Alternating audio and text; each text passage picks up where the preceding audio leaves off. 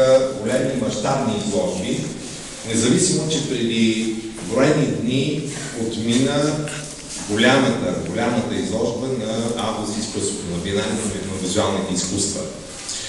Ако си спомняте, преди нея 2 месеца тук гостуваше една много голяма и много интересна изложба на преподаватели и студенти от Художествената академия на София.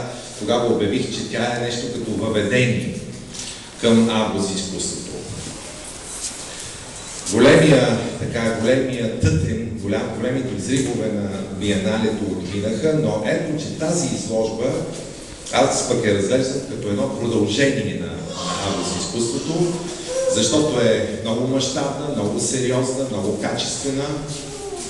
Тя представя 18 художници, предимно млади.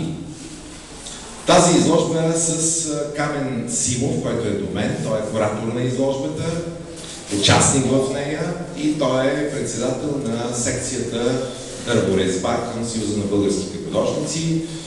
Вече доста години той организира и един много сериозен пленер по дървопластика в град Бяла. Видях, че има тук гости от град Бяла също. Един много мащабен пленер, който аз имах възможност да наблюдавам поне 2 години и още от тогава ние започнахме да разговаряме за една подобна изложба.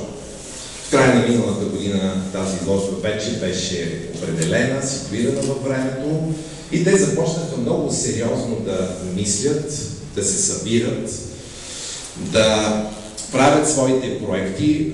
И трябва да подчертая, че и днес на пресконференцията те ни обясниха, и аз съм много респектиран от начина, по който те са се подготвили за тази изложба. Направили са и макет на залите, на първия етаж на галерията, започнали са да мислят за аранжирането, за пространствените проблеми.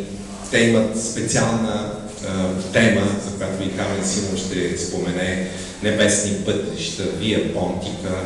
Тази тема пронизва всички творби и ги свързва по някакъв начин. Така че подготовката е изключително професионална, така както всяка изложба трябва да бъде направена и крайният резултат, разбира се, си личи с качеството, с енергията, с мащаба, с артистичната свобода, която те показват като млади художници. Тук, може би, най-възрастните са някъде около 50 и няколко години.